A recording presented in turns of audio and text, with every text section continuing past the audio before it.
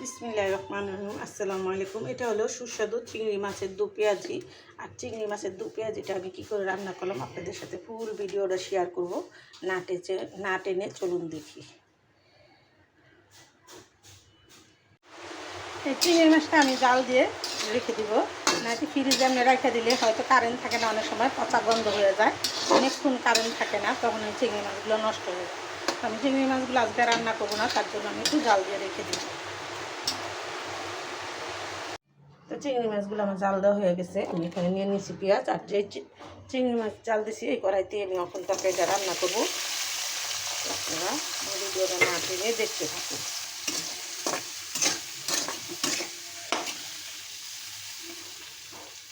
আমি সবসময় রান্নার সময় সতর্কবাণী দিয়ে থাকি, সবসময় বলি চুলার আঁচ কমিয়ে রান্না করবেন, দুর্ঘটনা এড়িয়ে চলবেন।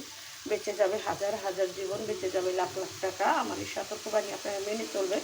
চুলা থেকে একটু দূরে সরে রান্না করবেন। আমি সচেতন, আমি আপনাদের সচেতনমূলক ভিডিওর মধ্যে সচেতন করি। আমার সতর্কবাণীটা অবশ্যই মেনে চলার চেষ্টা করবেন। তো আমি এখানে আদা রসুন বাটা, শুকনো মরিচ বাটা নিয়ে নেব পরিমাণ মতো। দিলাম হলুদের পাতি, নিলাম স্বাদ মতো নুন। আর আমার রান্না একদম সিম্পল মশলা দিয়ে রান্না করি। আমি এটাতে কোনো গরম মশলা ইউজ করবো না, যেহেতু মাছের মধ্যে আমরা গরম মশলা খাই না। আপনারা যারা খান আপনারা দিয়ে নেবেন। তো আমি এখানে দু পেঁয়াজি করার জন্য আমার পরিমাণ মতো আমি মশলা নিয়ে নিলাম। দিলাম মশলাগুলো, লাল মরিচ বাটা, হলুদের পাতি আর আদা রসুন বাটা, এইগুলো মশলা একদম সাদা সিধা মশলা। এটার মধ্যে আমি আর বাকি কোনো মশলাই দিব না। তো আমি মশলাটা এখানে ভাজা ভাজা করে নেব, দেখতে থাকুন। অল্প আছে আমি মশলাটা এখানে গুঁড়া করে নিলাম। আমি এখন মাছগুলো দিয়ে দিব।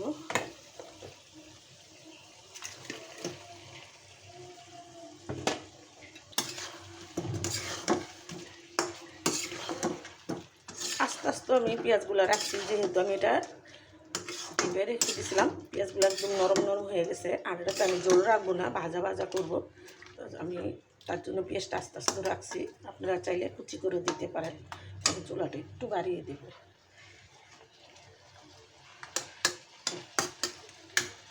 আর আমি সবসময় আমি যাই রান্না করি আপনাদের সাথে শেয়ার করি। আমি বাড়ছে কিছু করে ভিডিও করে কিন্তু আমি ছাড়তে পারি না, যেহেতু আমি ঘর থেকে বাড়িতে পারি না। আমার বয়স হয়ে গেছে, আমার ঘরেই বেশিরভাগ কাজ কাম, আর ঘরেই রান্না বাড়াটা আমি সারি। সবসময় আপনাদের আমার রান্না বাড়ার ভিডিওটাই বেশি দেখাই।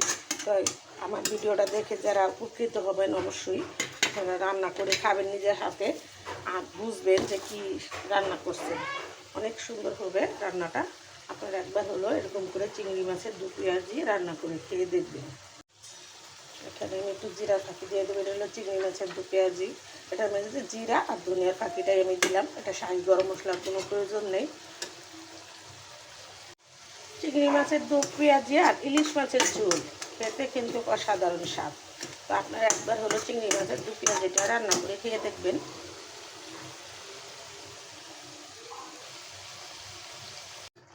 তো হয়ে গেল আমার চিংড়ি মাছের দু পেঁয়াজি রান্না করা। আর এটাতে আমি কী মশলা উপকরণগুলো দিলাম, কীভাবে রান্না করলাম, সম্পূর্ণটা আপনাদের সাথে শেয়ার করলাম। আমার ভিডিওটা না টেনে দেখবেন। আর এরকম চিংড়ি মাছ দিয়ে দু পেঁয়াজি রান্না করে একবার হলেও খেয়ে দেখবেন। খেতে কিন্তু অসাধারণ স্বাদ হয়। এটা হলো গাঙ্গের দেশি চিংড়ি, সেটাই আমি রান্না করলাম আর আপনাদের সাথে শেয়ার করলাম।